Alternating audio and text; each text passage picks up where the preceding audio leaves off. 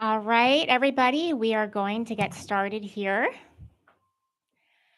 Good afternoon and welcome to the Clare Boothe Luce Center for Conservative Women, where we empower young women to live happier, freer lives.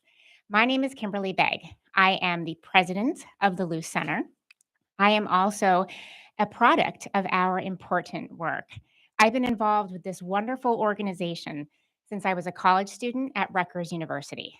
So, for our C SPAN audience today, I would like to take a moment to share what we do here at the center and why it's important. First, a little background. A Luce Center poll recently found that today's young women hold naturally conservative beliefs, but often hide them to avoid conflict with family and friends. Here at the center, we help young women embrace their naturally conservative beliefs. Our formative programs include internships, summits and seminars, campus lectures, and this event, which is our Conservative Women's Network Luncheon, which features accomplished women leaders who present a compelling vision of womanhood, family life, entrepreneurialism, and American patriotism. To put it simply, we bring young women together in a spirit of friendship to give them the courage and confidence they need to live and lead as conservatives. Today, we are delighted to have a very special group of young women with us, our impressive summer interns. I would like to ask one of these lovely ladies to help us kick off today's program by leading us in the Pledge of Allegiance. So, if you would all please stand, I would like to ask Olivia Haley from the University of Florida to come to the podium.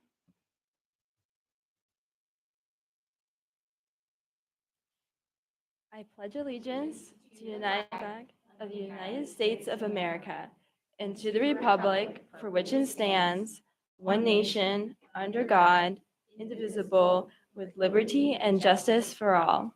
Thank you. Thank you, Olivia. And now to introduce our topic and speaker. Today, we will be delving into the fascinating and also very timely and controversial topic of the moral considerations of in vitro fertilization. As Allie Beth Stuckey, one of our students' favorite speakers who will be joining us at our June Washington, D.C. summit and our November Nashville summit, has said about this topic, the truth is, most people haven't thought about the reproductive industry beyond yay babies because it's uncomfortable and unpopular to do so. She's right. And that's one of the reasons we are so grateful to Emma Waters for joining us today, because she is someone who has thought about this important topic a great deal. Now, regardless of your background and views on this complex topic, I think you will appreciate Emma's thoughtful insights about bioethics and the moral questions raised by technologies that create human life. Emma is the Senior Research Associate at the Richard and Helen DeVos Center for Life, Religion, and Family at the Heritage Foundation. She is a former visiting fellow with Independent Women's Forum, a monthly contributor with World Magazine, and the 2021 recipient of the American Enterprise Institute's Young Scholars Award. Her work may be found in First Things, at Fox News, in Newsweek, The Federalist, Washington Examiner, among many other outlets. I'm a graduated valedictorian of Lee University with a double major in political science and biblical and theological studies. She lives in Washington, D.C. with her husband and their daughter. Now, after Emma's talk, we are going to have an opportunity for Q&A. We will pass the microphone around. So please wait until you have the microphone before asking your questions so that we can all hear you. And we will also have a lunch, and I'm really hoping that all of you will join us for lunch. So please join me in welcoming Emma Waters.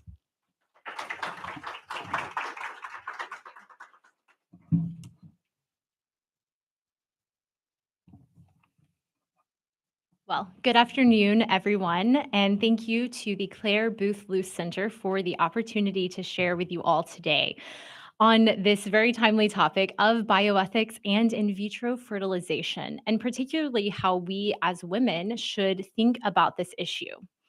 So, as I begin, I want to take a moment and recognize that there is a strong likelihood that either you or someone that you know is here because of in vitro fertilization. Either they use the technology or they were born from it. And so, at the very outset, I just want to underscore and highlight that every single child, regardless of how they're conceived, is made in the image of God, the image and likeness of God, and is filled with all dignity and is worthy of all respect.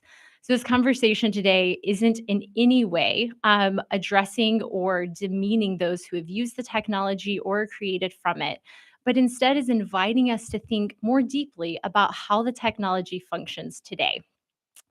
So at Heritage, I lead our bioethics and reproductive technology platform. And something that I like to highlight is that Heritage does not have an official position on in vitro fertilization itself. We neither support the practice nor do we oppose it or want to see it banned. Instead, we're deeply concerned about the abuses in the fertility industry and the lack of regulation that oversees a practice responsible for the creation of human life. And so it's from that perspective that I'll begin our conversation on in vitro fertilization today, so that we can really think about not only the practice of in vitro fertilization, but also the fertility industry that's behind it. So, ever since the Alabama Supreme Court decision in February, which ruled that for the purpose of a wrongful death, frozen embryos are considered persons, the topic of in vitro fertilization has been front and center in the public eye. It is an understatement to say that it caught most people off guard, from our elected leaders, the pro life movement, and even many pastors and normal Americans across the United States. Unless you yourself have walked through infertility or been with someone who has, it's unlikely that you've really engaged with the industry or learned much about how the practice works. Indeed, most people seem to hold the view, like Alibeth Stuckey says so beautifully, that IVF creates life. Therefore, it must be good, and we should support and practice it with no limitations on how we do so. For this reason, you will see both senators and pastors alike say we are pro life and pro IVF, and offer no clarifications or no deeper understanding of what it really means to be pro life or pro IVF. And my concern is that maybe it's not so simple, and that there's a lot more we have to consider about what it really means, or what in vitro fertilization really means, and what the fertility industry really practices. So, as we dive into this issue, it's important to keep in mind three key things about IVF. First, it is a highly lucrative, multi billion dollar global industry that profits from the creation and selection of human life. Second, IVF is a powerful technology. It is less than 50 years old. And like all technology, it has the power to shape us and how we think about children. Third, these technologies are increasingly marketed toward young women in hopes of harvesting their eggs to freeze them for later use, or for egg donation for other couples who may need them. And of course, the industry often encourages women that it doesn't really matter what life decisions you make. You'll always have IVF down the road. And yet, unfortunately, many women find out later that that's just not a promise the industry can keep, and feel lied to in the process. So today we will discuss these three questions. So the first question is, what is the fertility industry and how does it function? The second is, how does IVF as a technology shape the way we think about children? And third, how should we as young women think about our fertility, our reproductive health, and in vitro fertilization? So, to the first topic, what is the fertility industry and how does it function? So, as I mentioned, it's a highly lucrative, multi billion dollar industry in the United States alone. Globally, it's estimated to reach between 23 and $30 billion annually. And it's a practice that's available in almost every country, although the United States is a particular hotspot for our advancement in these technologies. The industry is often dubbed the Wild West of reproductive technology. And when you hear this phrase, what it's referring to is the fact that there are very few regulations that govern the practice of IVF in the United States. We only have one federal regulation that was passed in 1992 that governs IVF, but it only deals with clinics reporting their success rates, and it doesn't even have an enforcement mechanism. So, this is meant to hold clinics accountable so that there's no false advertising. But even that regulation needs a lot more beef behind it to actually protect parents and the children that they create. And then beyond that, IVF is only primarily governed on the state level. So you have some states like Louisiana that have prohibited the destruction of embryos once they're created. You have Colorado, for example, who actually banned anonymous egg and sperm donation because they believe that children, regardless of how they're created, have a right to know who their parents are, not just for the sake of their medical history and who they potentially marry one day, but because children have this inherent desire to know where their nose comes from and where they get their sense of humor and what their family history is. And so we have a few laws like this in various states, but for the most part, it's only viewed as a medical practice or a reproductive technology that we have the right to access. And I want to highlight here that to regulate something is in no way to prohibit it, right? We have regulations on absolutely everything in the United States, from how cars are made to how fast food businesses can market and sell their food, even down to the speed limit. So when we talk about regulating IVF, we're not talking about prohibiting the practice. We're simply talking about ensuring that parents and the children created through it are provided the highest standard of medical care, and that medical care includes strong ethical protections so that human life is being protected at all stages of development. So, the first area of the fertility industry that I want to talk about today actually deals with the egg and sperm donation movement. So, the word donation is a bit of a misnomer here. Men and women are not simply donating their egg and sperm, they're selling their egg and sperm for quite a bit of money. And in turn, the clinics that buy the egg and sperm are then selling it to potential parents who hope to use it to create children. So, to give you a little bit of background on how the process works, when a man or a woman goes to sell their egg or their sperm or egg, respectively, they oftentimes look at their background information. They say, where did you graduate school? Are you very athletic? How tall are you? What color is your skin? What are the sort of strengths or skills that you have? Are you an expert in this area? Are you classically trained in piano? And depending on where you fall among those demographic backgrounds, the more or less you get paid. So, on average, men will get paid anywhere from $100 to a few $100s to donate their sperm. And there's no limit on how many times they can donate, which means you have a lot of men who do so frequently. And women, on the other hand, it's a far more involved process, as you can imagine. So for women, we naturally create one egg per month. But when you're selling your eggs, the fertility clinics are hoping to extract as many eggs as they possibly can. So I know a few weeks of you, some of you heard from Mary Margaret Olohan and her recent book on detransitioners. And one of the primary drugs used for detransitioners to quote unquote block puberty is something called Lupron, which you may have been familiar with. Well, Lupron is also an off label drug that's used in the egg extraction process because it stops your hormonal process and allows them to artificially manipulate it.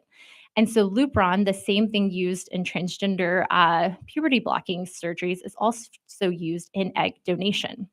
So what happens is they use rather harsh hormonal drugs and artificially stimulate a woman's body to create as many as 35 eggs at one time, which is an insane number of eggs, especially when you keep in mind that when women are born, we are born with the total number of eggs we will have for our entire life.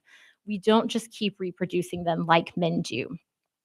So once those 30, at most 35 eggs are collected or stimulated, they do something called egg extraction, which I won't go into any more detail, but basically they take a syringe and will manually extract them from the woman's body while she's sedated to protect her from the pain.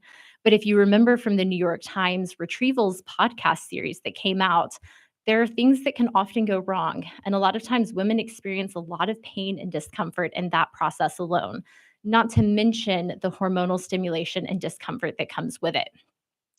And at the end of the day, the process itself is actually it's very difficult for women. So there are a number of side effects that can come from these harsh hormonal drugs and so many eggs being created at one time. And so the first is something called hyperovarian stimulation, which is where all of the extra fluid that your body creates stays there and can actually cause life-threatening conditions because your body's not meant to have that much fluid within your ovarian section. But it can also do things like increase chances of breast cancer or even increase the likelihood that you yourself will struggle with infertility later on. And I say all of this to highlight that many times when women are sold the image of donate your eggs, help a family in need, this is a win win. You can help a family have children, and then you get paid enough money to help cover college or to help a down payment on a house or to pay for medical school. And this is how it's oftentimes presented to women. And at the same time, these sorts of these sorts of difficulties that come with it, these risks that women are taken, are oftentimes hidden or they're not fully explored, putting women in this compromised situation where they've agreed to undergo this very invasive surgery, but don't fully know what they're signing up for. And it's really important to note that the amount that women can get paid ranges from anywhere to of $10,000 to $70,000. And imagine if you really need some money and someone says, I have a way that you can do that by donating your eggs. That's incredibly tempting. So, a fun fact that I like to tell people is that it's actually illegal per the law to add for credit card companies to advertise on college campuses because they recognize that college students oftentimes make pretty foolish decisions with their money and maybe shouldn't have an unlimited card put in their pocket. And yet, there are no laws that actually limit egg donation clinics from advertising on college campuses. So, you will frequently see, especially at Ivy League universities, these pamphlets from egg donation clinics saying, Women, if you donate your eggs with us, you can make $20,000, $25,000. Jennifer Law, who's done a lot of work in this industry, posted a picture yesterday where one promised $70,000 if you met the qualifications they were looking for. So this is just a massive, highly lucrative industry. And again, as with the men, they're looking for women who are Ivy League educated, who are very athletic, who are tall, and in some cases who have light skin and blue eyes. And so the discomfort there of like the eugenics that can blend into it is certainly present. And to make matters worse, if you're familiar with a dating app where you swipe left or swipe right, depending on if you like the partner and you like the information listed, that's how parents choose their egg donors. They're given either a book that they can look through or even an online list, and they can swipe through different women and say, "Do I want this woman as my egg donor? Yes, no. Well, I like that she has this characteristic, but I don't love this about her. I guess we'll go on to the next one." And so there's just a lot of very morally complicated things that are introduced into the process.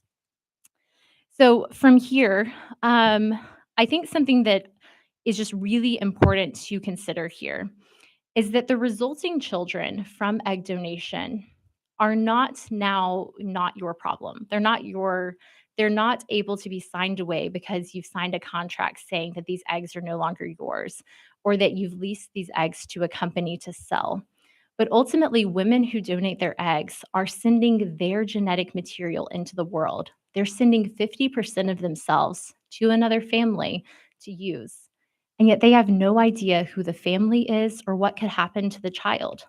And so I think it's really worth considering in these conversations what the moral responsibility is of women for their genetic material and men for their genetic material.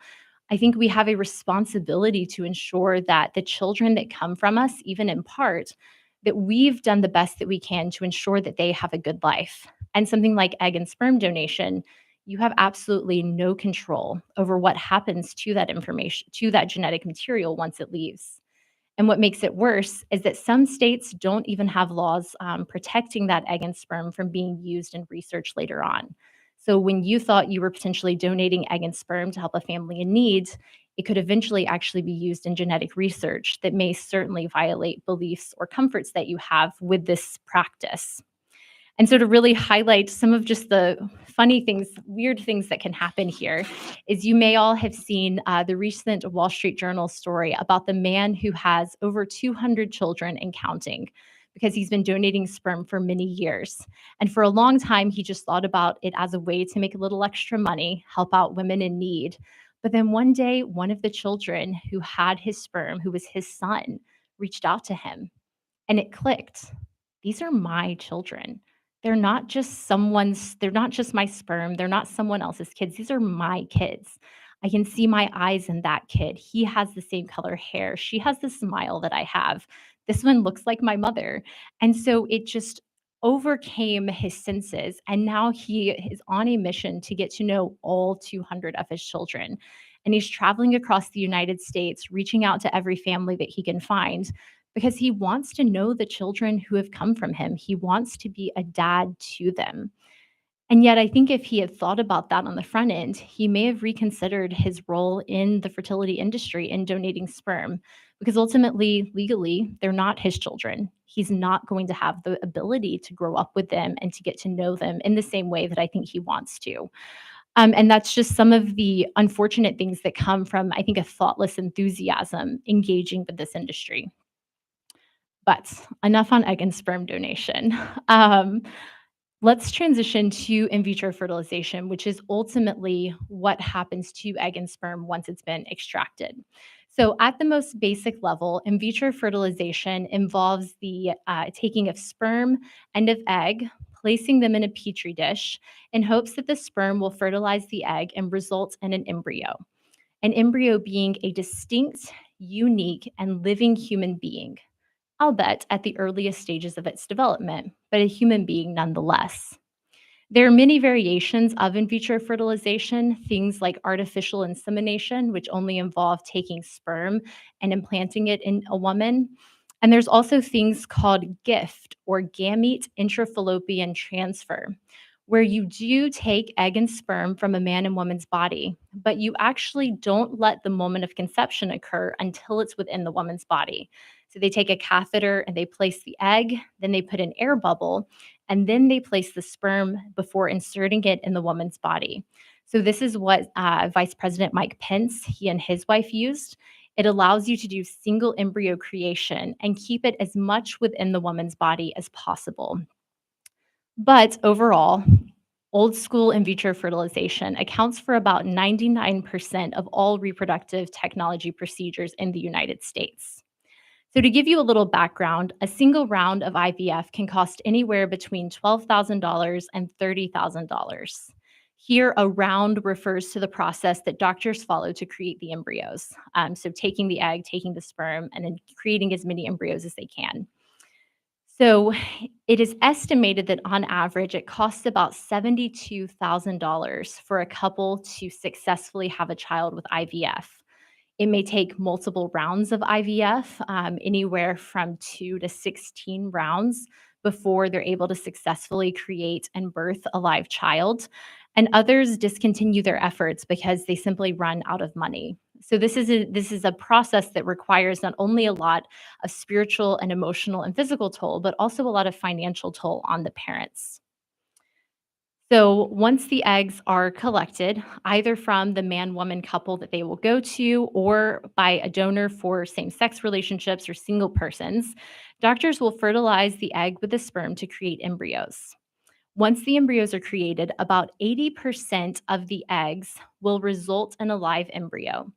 So if you have about 6 eggs to begin with, you'll probably end up with about 4 or so embryos once you fertilize them, because not all of the times will it work. And then once an embryo is created, parents only have 5 options before them. They can implant the embryo in hopes of conceiving a child. They can destroy the embryo. They can freeze the embryo. They can donate the embryo to research, which is effectively the same thing as destroying it because that's the end result.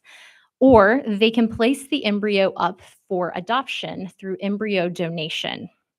So, in reality, there are very few options for parents once they've created these embryos. Additionally, I think what many people don't realize when we talk about in vitro fertilization is that IVF involves the routine destruction of embryos, either intentionally or through neglect or through the natural process where embryos simply cease to grow and develop. Clinics will often create a surplus of embryos to test them for the best genetic profile or to select embryos based on their sex or even their eye color. This is advertised widely in California. Clinics routinely will destroy unwanted embryos and then may freeze some for later use. And in many cases, there are just profound moral issues. So, of all clinics in the United States, 75% of clinics offer something called pre implantation genetic testing.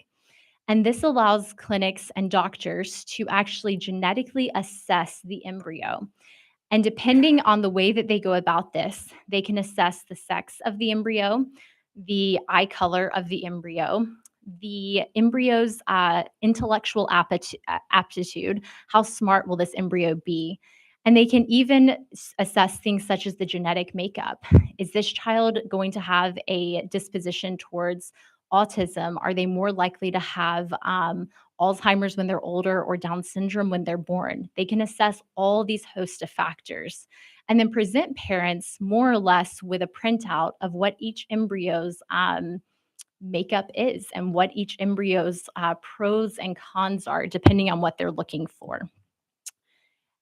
And the problem with this is that the availability of embryonic genetic testing will all but guarantee the creation and destruction of embryos in pursuit of a certain kind of child, whether that's based on the sex of the child, as a recent Slate article explored, or potential physical and mental traits, as many couples in Silicon Valley use them for, or the potential of inheriting a disease, which is probably the most common reason that parents will use IVF, even if they're not infertile.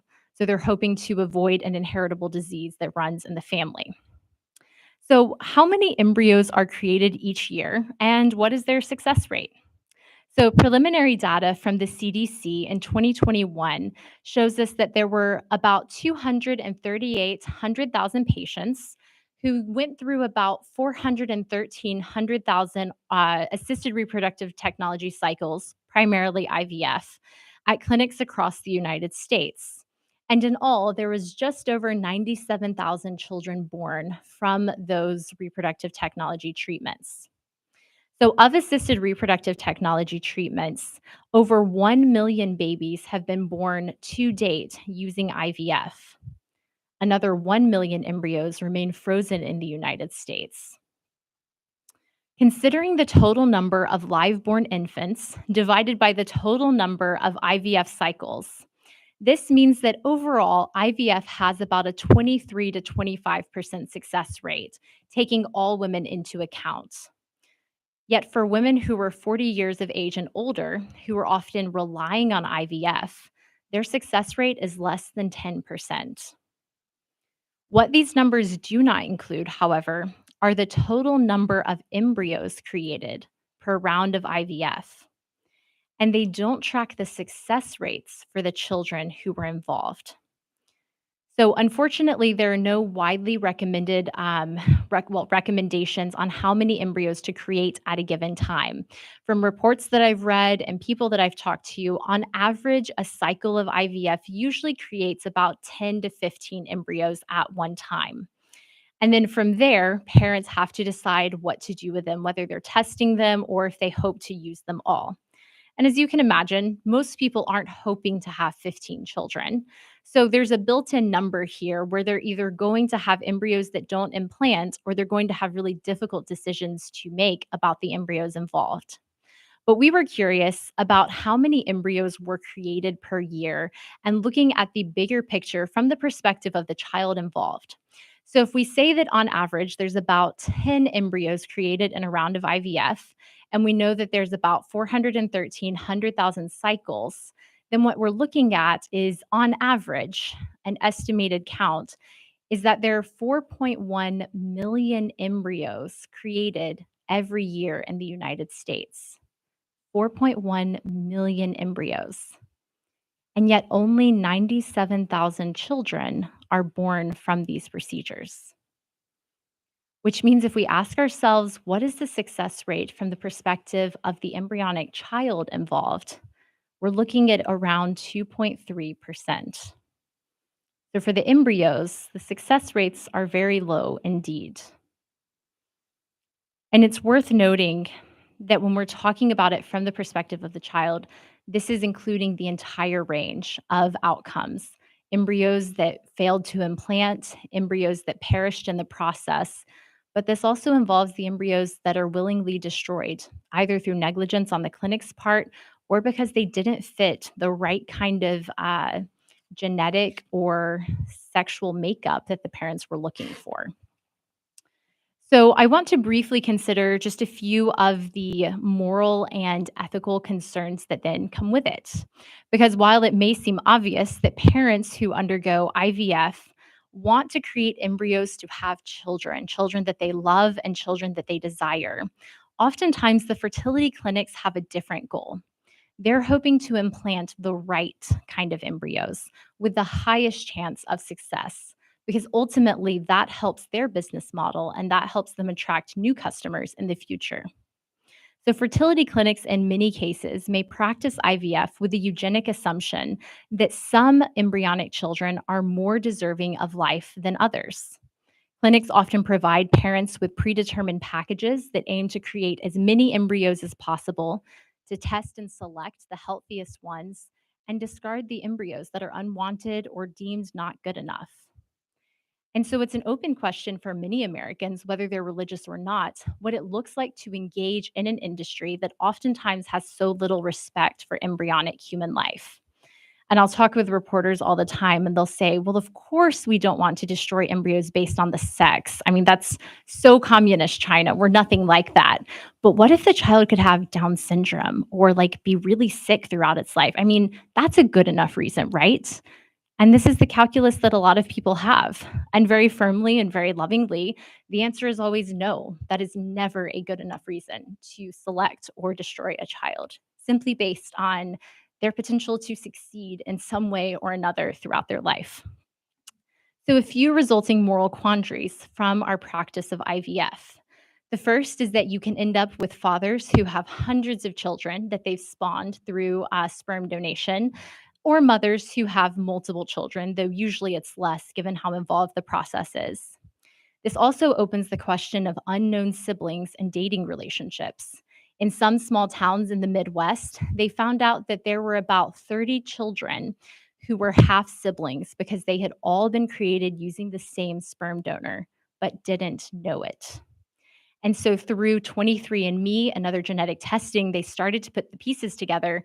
But some of these half siblings had dated because they came from totally different families who had no relation and they didn't know they had used sperm donors. So you have a question of should you take a genetic test before you consider marrying someone so that you don't find yourself dating your third cousin by accident, depending on the area you come from, which is kind of funny, but like is actually a problem in some places. The other is the presence of embryos that are frozen for decades at a time. So recently, in the last 2 years, there was an embryo that had been frozen for 30 years and an embryo that had been frozen for 25 years that was successfully implanted, gestated, and born. And so you have a baby who's technically been alive for 30 years just start the process or just continue the natural process of development being born. Very weird stuff. And then you have two stories of friends of mine who live in the Northern Virginia area. The first friend of mine was conceived through in vitro fertilization. She ended up being born in a set of triplets when her parents were really struggling with fertility. They were a bit older in age. And once they had those three triplets, they decided that that was enough. And so when this friend of mine reached her mid 20s, her mom came to her one day and said, hey, I don't know how to have this conversation with you, but we actually have frozen embryos left over. They had been paying a few hundred to about $1,000 every year to maintain them. and they had no idea what to do with them because they viewed them as their children and didn't simply want to destroy them, but they also were far past childbearing age themselves. So she came to my friend and said, "Would you be interested in using these embryos? Is this something that you want to give them a chance at life?" But these are her siblings that we're talking about. So the mother was uncomfortable with embryo donation because she didn't want a stranger having her children, but also there's no clear answer for what to do. And ultimately, my friend said no. She felt deeply uncomfortable with the prospect of burying her siblings. But now she too has to live with the knowledge that she has siblings frozen on ice and has no idea what to do with them. And another friend of mine, she's also in her mid 20s and told me her story of her conception. So her parents, for many years, were deeply concerned because a pretty strong inheritable disease ran in the family, and they were terrified of having children with this disease because it would basically mean full-time care around the clock for the continuation of that child's life. So they decided to turn to IVF, even though they weren't struggling with infertility, so that they could genetically test the children involved. And so she lives with the knowledge that her parents created countless embryos before they selected her and her sister. And so she is lucky to have not had this genetic disease. And she is lucky that her parents chose her, and she's incredibly happy to be alive. But she has to live with the knowledge that she has many, many siblings who were destroyed simply because they didn't match the model that they were looking for. And these are really heavy and heartbreaking stories that countless men and women across the United States are having to learn how to emotionally process and consider, where they're very grateful to be alive. They love their parents and their parents love them. But there's a lot of really uncomfortable questions that they're left with considering because of the unregulated and unconsidered use of this technology. And of course, the outcomes of IVF are not neutral for children. Children who were born through IVF have a higher likelihood of cancer, autism, minor cleft palate, and even congenital heart defect. As bioethicist Oliver O'Donovan argues, there is a world of difference between accepting the risk of a disabled child, where that risk is imposed upon us by nature. It's conceived that way, and we had no role in it. And there's a difference between that and ourselves imposing that risk in pursuit of our own purposes. So, intentionally creating children, knowing that there's a higher chance that they're going to suffer from additional physical or even emotional problems because of the choices we've made. And so, for many couples, especially those who value and protect life from the moment of conception, they have to submit their own desire to be a parent to the well being of children and even practice that act of unconditional love before the child is ever created to ensure that they're loving and doing what is best by the potential children far before they've started the process. So, then to briefly consider IVF as a technology and our reproductive health broadly, there are two bioethicists that I have found particularly helpful. The first is Oliver O'Donovan, who wrote an incredible book called Begotten Not or Made, thinking about what it means to be begotten, as scripture talks about, versus what it means to be made, as we often speak of making children in vitro fertilization. And so the framework he gives us to help assess the merits of a given reproductive technology is that, does this technology restore the natural body, or does it circumvent the body's natural order? This analogy has limitations, but it's very useful as we're thinking about reproductive technology. So let's imagine a couple experiencing infertility. There are two approaches a doctor can take. First, the doctor can address the common underlying causes of infertility, like endometriosis or polycystic ovary syndrome, through medical treatments such as hormone therapies or surgical interventions. And this approach aims to restore the natural body so that it can then conceive and bear children. But if they're still unable to conceive, many couples consider things like in vitro fertilization. And so, one of the things that he points out is that in vitro fertilization, the couple remains just as fertile or as infertile as they were to begin with through the entire process. IVF treats our desire for a child, but it doesn't actually treat the infertility in our body itself. So, in some ways, IVF tends to circumvent the problem altogether and aim to fix it through another means, which isn't necessarily to say that people decide that that circumvention is wrong, but just that it's not actually restoring the human body as much as it is turning to another procedure to create life. And the second example is that of Marshall McLuhan, the Canadian philosopher who wrote the book The Medium is the Message, which you may read in philosophy classes in college. And so, what he says that I think is so profound is that we cannot simply assess a technology based on what it literally does, right? Like a train moves from point A to point B. But he says you have to assess a given technology based on the psychic and social consequences that it bears on society. How does this technology shape and reshape the way that we see the world? And so ultimately, the railway and the train system opened up the entire West and allowed for Western expansionism that we know today, and opened up an entirely new way of building cities, making that the central part of it. So he says when we think about trains, we don't think about trains and what they literally do. We think about trains and how they reshaped our cities. In the same way, when we think about IVF, we can't simply think about it as egg, sperm, creates embryo, and we hope there's a baby, though that's the technical process. But we need to ask ourselves, how does this reproductive technology actually shape the way we think about children and the way we think about childbearing and our fertility? And is it potentially encouraging us to bring unhealthy assumptions to the table that we need to be very, very careful in considering? Primarily, that we have the right to create certain kinds of children and reject other kinds of children. And of course, as you know, it is not necessary in IVF to destroy human life. There are many people who practice IVF in ways that are ethically good. So, Rejoice Fertility in Knoxville, Tennessee is a clinic that I think embodies this incredibly well. So, they work very closely with parents to assess their ultimate needs and desires, to understand the underlying causes of infertility. And they have strict policies where they won't destroy embryos, they don't test them for their genetic makeup or their sex. And they work really closely with an embryo donation clinic so that if there are leftover embryos, they have a chance of going with parents.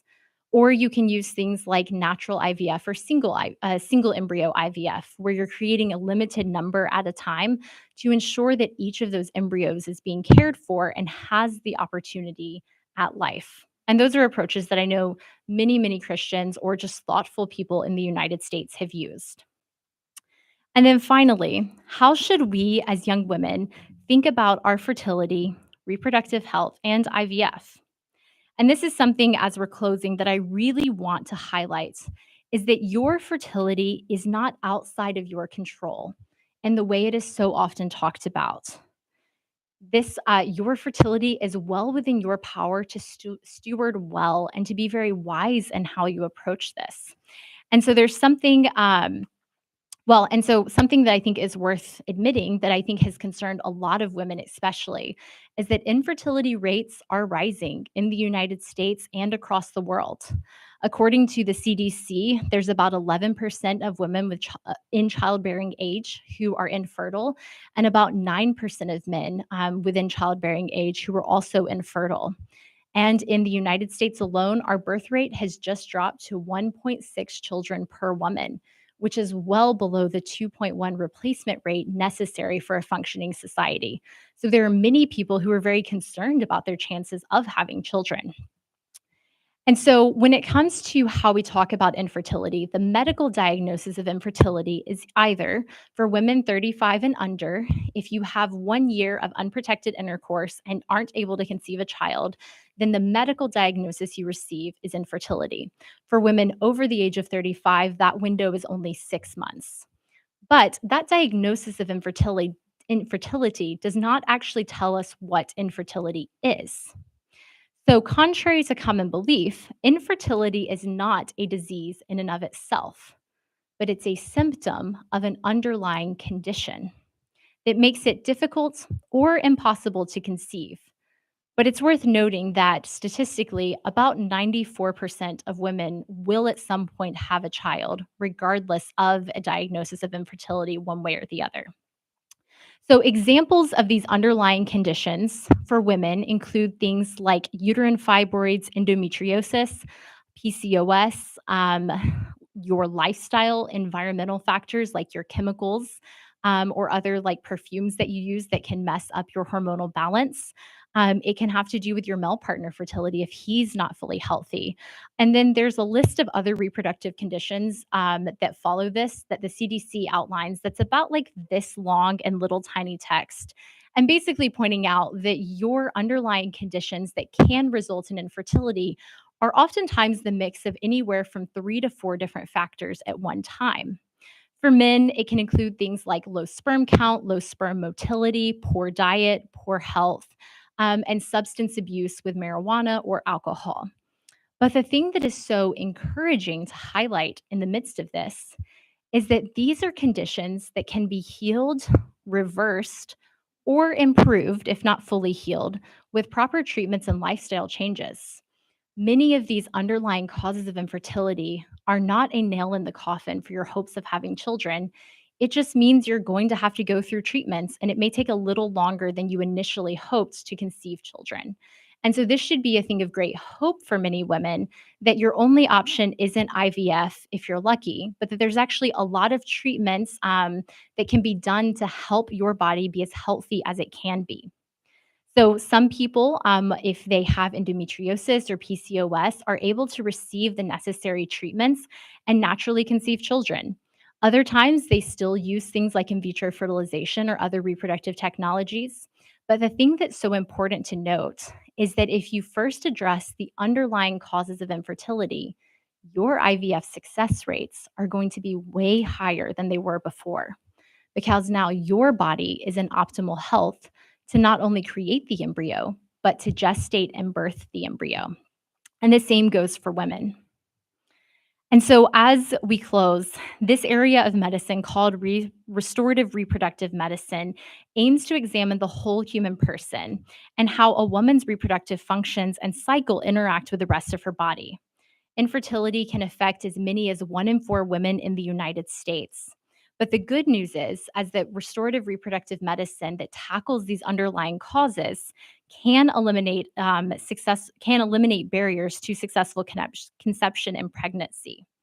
And it can also alleviate other difficult symptoms that are associated with reproductive conditions, such as painful periods or flare ups, bloating, inflammation. Many of the symptoms women have been told are normal, that are in fact not normal, and can be treated with the proper health care involved.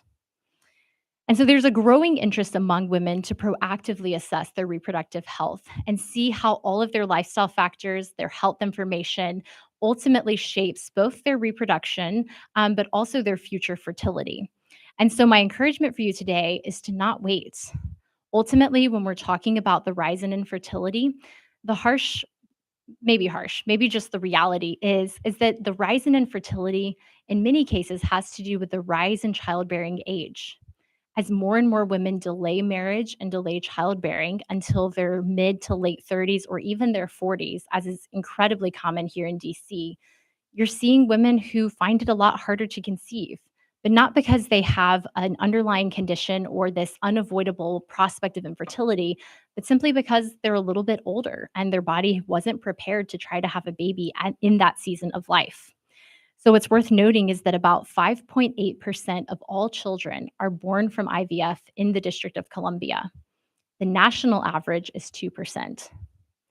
And what you have in DC are a lot of women who prioritize their career before family and then find it's a lot more difficult later in life to conceive. And so, my encouragement for you today is that your fertility and these difficult topics are well within your control. Prioritize marriage and childbearing in your 20s and 30s. Look for ways to improve your reproductive health. Talk to your doctor. Push back when they say that symptom is normal and you know it's just not normal and it's really painful and you would like it addressed. And really fight for yourself in those moments because ultimately women are worthy of the highest standard of reproductive care before they even come close to this to a diagnosis of infertility. And same for the children who were involved. If we do go through a process like in vitro fertilization, those embryos are worthy of the highest standard of medical care. and their life from the moment of conception matters and deserves all of the protections and respect that we ourselves would like and expect to receive as adult human beings.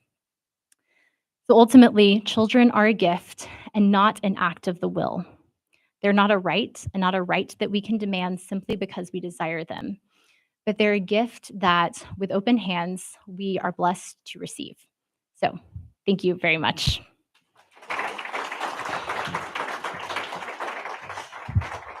Yes.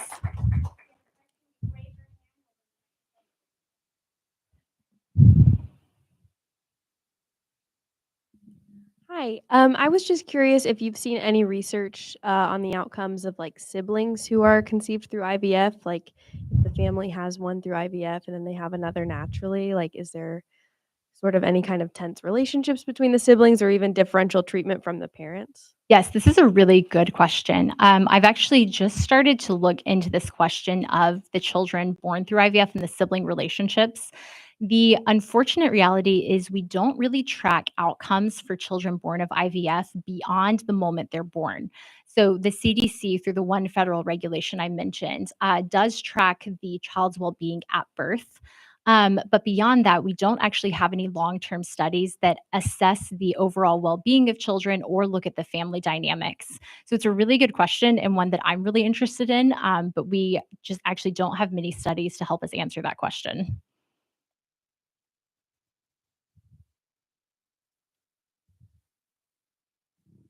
I appreciate all the information you gave today. It's incredible. I do have a question, and this is something that goes beyond IVF and encompasses the entire healthcare of women, Mhm. and especially as it pertains to reproductive healthcare. But there seems to be a major issue with informed consent. Mhm. And unfortunately, it's fallen on organizations like Heritage or even churches to inform women on what their rights are Mhm. and what happens when these procedures take place. Can you speak to that a little bit, and how can we tackle that beyond us doing it individually and maybe moving the healthcare industry towards that informed consent? Yes, this is an excellent question. And you're certainly correct that the question of informed consent is a major problem when it comes to in vitro fertilization and certainly egg donation in particular.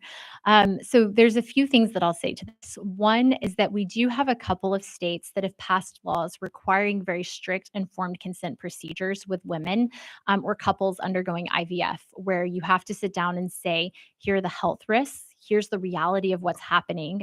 Or in IVF, right? Like, we're going to create as many embryos as possible. Are you okay with that? Would you prefer us to limit the number of embryos? And just freeze the eggs and try again. So, those sorts of questions, a few states have regulated and required that. But for the most part, again, this is a wildly unregulated industry where there's ultimately very few requirements in place. And something that we were actually just talking about before this is egg donation in particular. Women who are donating their eggs aren't actually considered patients. And so they're not being tracked like you would another patient undergoing a surgery. So we actually don't have a clear idea of all of the side effects and outcomes and how likely they are when a woman donates her eggs, either for someone else or for her own in vitro fertilization process. So, one law in Arizona went so far as to say that when you are having the informed consent conversation, part of informed consent has to be that we don't fully know what we're asking you to consent to. And you don't fully know what you're consenting to when it comes to your overall health and the potential outcomes. And same with in vitro fertilization. Erica Anderson, who's written very beautifully on this topic, recently had a piece in the Wall Street Journal where she talked about experiencing infertility and undergoing in vitro fertilization. But now, looking back on the process, she talks about how she just wasn't told how the process really works. She didn't know they would create as many embryos as they could. She didn't know there were alternatives to try before turning to IVF. So now they have multiple children frozen and aren't sure what to do with them. And so it's one of those difficult moments where she says, I wish I had had informed consent for them to sit down with me and say, hey, just so you know, like these embryos, if you decide not to use them, you only have a few options.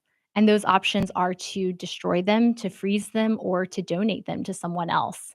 And I think that that conversation is so lacking and leaves many parents feeling very gypped by the industry because they weren't fully aware of what they were signing up for. We have a few more. Okay, last question here.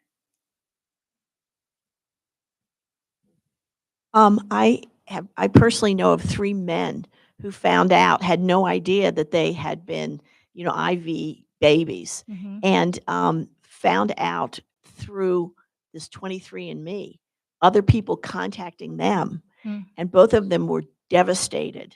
This is not my beloved father. This Yeah. is, and it was very, very tough on Yeah. these guys, very tough.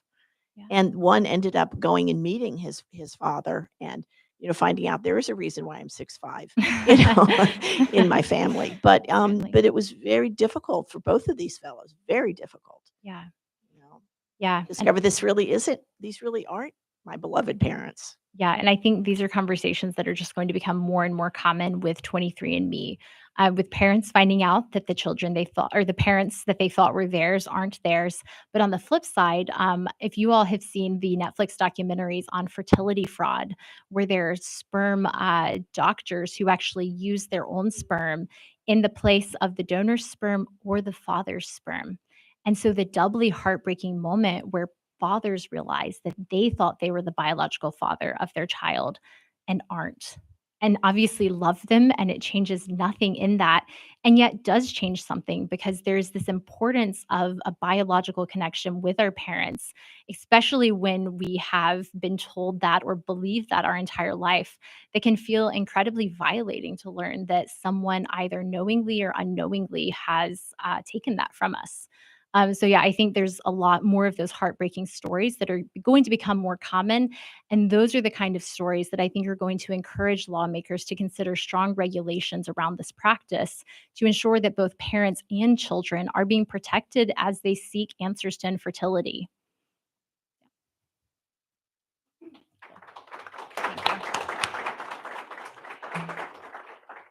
Emma, that was wonderful. Very informative, very well stated. Let's give Emma Waters another round of applause. And it is a tradition here at the Clare Boothe Luce Center for Conservative Women to gift our beautiful mug with our absolute favorite quote by the great Clare Boothe Luce. The quote is, "Courage is the ladder on which all the other virtues mount." For a very courageous conservative women. Thank you so much, Emma. And please join us for lunch. Thanks.